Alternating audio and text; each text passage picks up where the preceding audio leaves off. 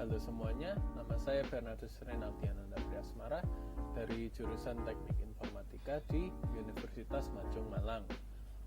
Pada video hari ini, aku akan menjelaskan tentang cara memilih IDE paling tepat untuk Java Programming.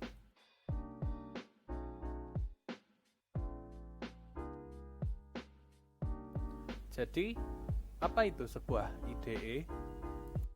IDE atau Integrated Development Environment adalah sebuah software untuk membangun aplikasi yang menggabungkan developer tools yang sering digunakan ke dalam satu GUI. Sebuah IDE biasanya berisi source code editor, local build automation, dan debugger. Source code editor berarti editor teks yang membantu menulis program dengan fitur seperti meng-highlight sintaks dan meng-autocomplete kode. Local build automation adalah yang membantu dalam membuild dan menjalankan program, dan debugger ialah yang membantu mencari bug pada program yang sedang ditulis.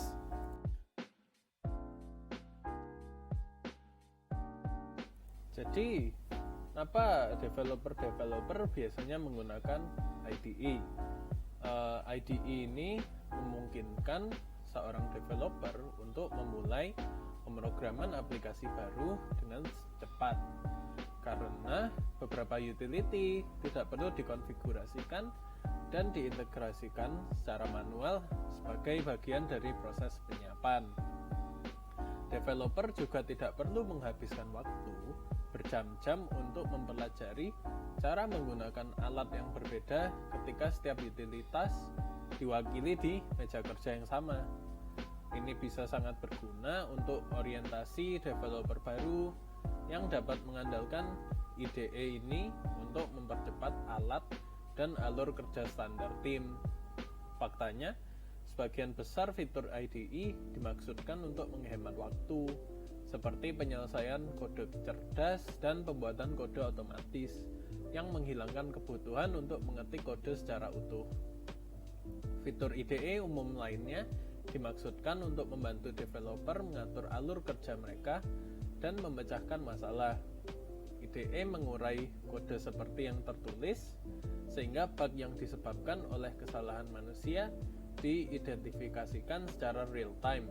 Karena utilitas diwakili oleh GUI tunggal, developer dapat menjalankan tindakan tanpa beralih antar aplikasi. Penyorotan sintaks juga umum di sebagian besar IDE yang menggunakan isyarat visual untuk membedakan tata bahasa dan editor teks. Beberapa IDE juga menyertakan browser kelas dan objek, serta diagram hierarki kelas untuk bahasa tertentu. Dimungkinkan untuk mengembangkan aplikasi tanpa IDE atau setiap developer pada dasarnya membangun IDE mereka sendiri dengan mengintegrasikan berbagai utilitas secara manual dengan editor teks ringan seperti Notepad++ atau Sublime Text. Bagi beberapa developer, manfaat dari pendekatan ini adalah penyesuaian dan kontrol ultra yang ditawarkannya. Namun, dalam konteks perusahaan, waktu yang dihemat, standarisasi lingkungan, dan fitur otomatisasi IDE modern biasanya lebih penting daripada pertimbangan lainnya. Saat ini, sebagian besar tim developer perusahaan memilih IDE prakonfigurasi yang paling cocok untuk kasus penggunaan khusus mereka.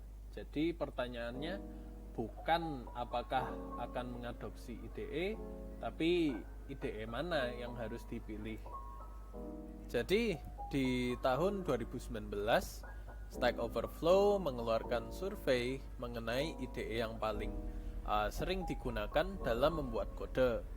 Harus diingat kalau tidak semua developer yang menjawab di dalam survei ini sedang menggunakan bahasa Java. Jadi list ini hanya saya ambil IDE yang bisa digunakan untuk membuat program Java. Bisa dilihat kalau 50% orang memilih Visual Studio Code, 30% orang memilih Notepad++, 25% orang memilih IntelliJ dan Sublime Text, dan hanya sedikit yang memilih Eclipse atau NetBeans.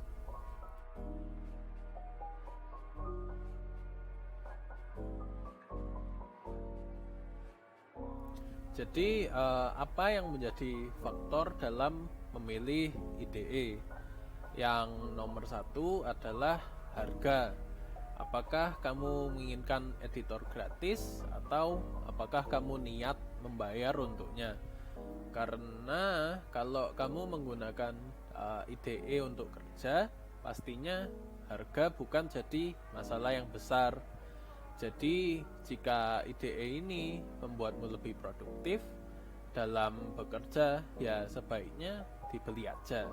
Tapi kalau sedang memulai belajar, pastinya yang dilihat itu pilihan yang gratis-gratis duluan. Faktor yang kedua adalah support bahasa. Kalau jadi programmer, pastinya tidak hanya pakai satu bahasa pemrograman saja, tergantung sama yang dikerjakan. Jadi bukan cuma Java aja, tapi juga bisa pakai Python, TypeScript, CSS, dan lain-lain. Jadi pastinya yang dicari adalah IDE yang memiliki support untuk bahasa-bahasa di luar dari Java saja. Jadi faktor yang ketiga adalah kecepatan dan produktivitas.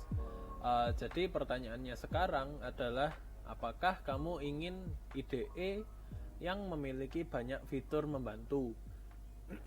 IDE ini bisa mencari bug secara otomatis, bisa autocomplete kode, dan intinya kamu yang nunjukin direksi kodenya berjalan, terus IDE-nya yang ngikut. Ekstrim berikutnya itu tool yang tidak mengganggu kamu sama sekali saat coding. Jadi IDE-nya ini lightweight seperti text editor biasa aja.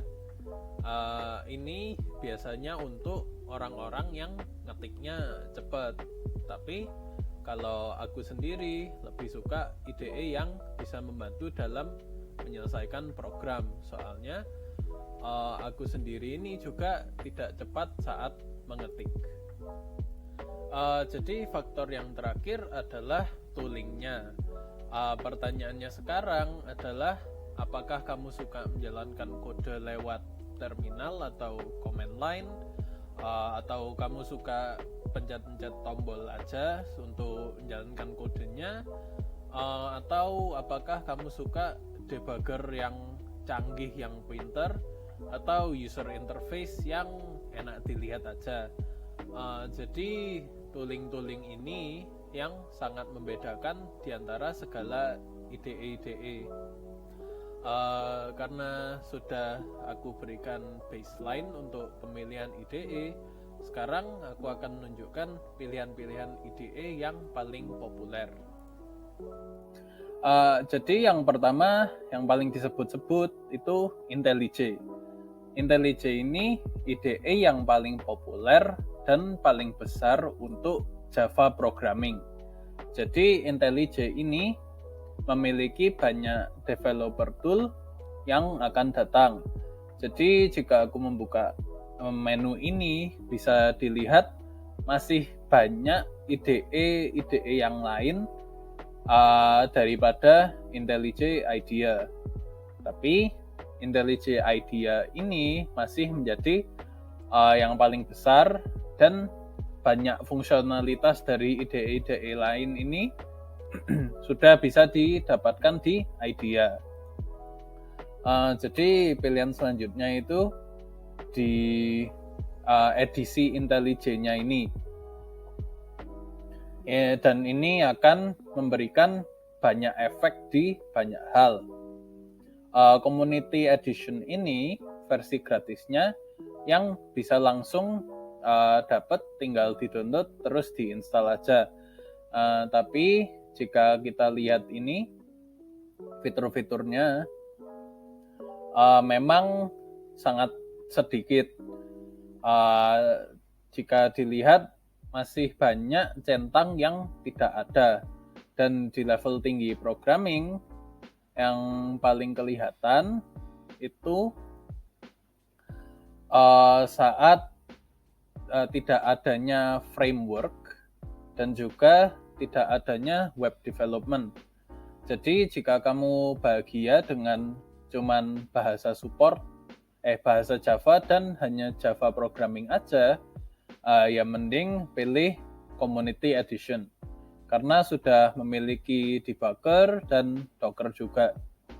Jadi jika kamu mencari ide yang bagus, aku rekomendasikan pertama nyoba IntelliJ yang gratis ini, tinggal di-download, diinstal, terus harus dibuat coba-coba aja dulu supaya bisa tahu jika feel dan kelihatannya itu bagus atau tidak. UI dari IntelliJ IDEA ini juga gampang dipakai dan bersih dan indah dilihat juga. Jadi buat folder project juga gampang, buka Java class juga gampang, dan mengetik di situ juga ada banyak function-function seperti autocomplete di mana mengetik shout akan menghasilkan sistem .out.print dengan gampang, dan untuk merun kodenya harus di right click dan mengeklik run, dan nanti kodenya harus di-build dulu, dan setelah kodenya di-build selesai akan muncul di terminal hasil dari kode itu. Jadi yang berikutnya itu Visual Studio Code. Jadi Visual Studio Code ini adalah program yang langsung bisa didapatkan dan program ini editor yang bagus banget. Jadi Visual Studio Code ini rasanya lightweight dan cepat. Visual Studio Code ini punya ekosistem extension yang sangat besar, dan Visual Studio Code ini mensupport platform-platform di luar Windows juga dan bekerja dengan lancar di macOS dan Linux. Visual Studio Code juga punya sistem polyglot yang bagus. Kamu bisa mendapatkan plugin-plugin bagus untuk Python, Java, dan bahasa pemrograman lainnya. Yang menjadi masalah untuk Visual Studio Code ini adalah ekosistem extension ini pengalamannya sama seperti Eclipse, yang juga editor gratis yang sangat bagus, tapi masalahnya itu seringkali kalau kebanyakan plugin maka programnya ini tidak berjalan dengan baik. Jadi Visual Studio Code ini berjalannya dengan paling lancar jika pluginnya itu minimal dan sedikit. Kalau di IntelliJ semua orang nanti punya ekstensi-ekstensi yang sama, jadi tidak ada kesulitan saat berusaha bekerja sama. Tapi kalau di Visual Studio Code dan Eclipse nanti tidak semua orang memiliki plugin yang sama, sehingga di situasi perkantoran atau bekerja sama nanti adanya kesulitan. UI-nya juga gampang untuk dimengerti seperti di IntelliJ IDEA, dan Visual Studio Code ini sangat enteng untuk digunakan di komputer apapun. IntelliJ tadi kelemahannya itu berat dan biasanya muter-muter dulu saat berusaha merun atau mengetik.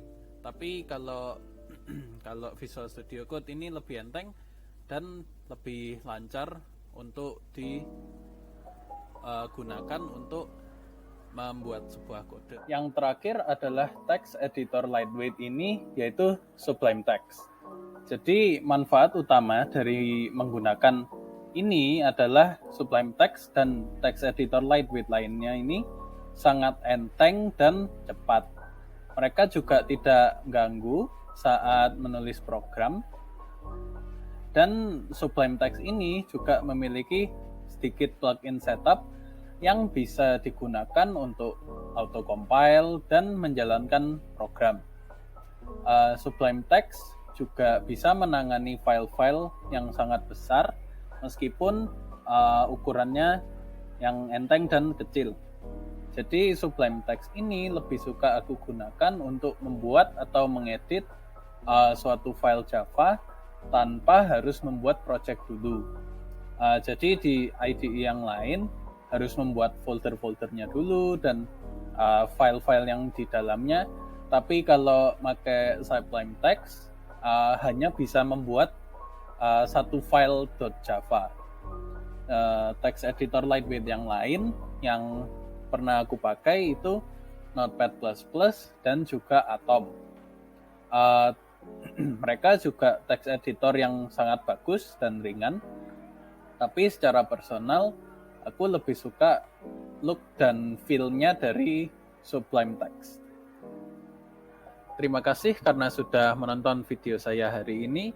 Mohon maaf jika ada salah kata. Dan sekali lagi saya ucapkan terima kasih.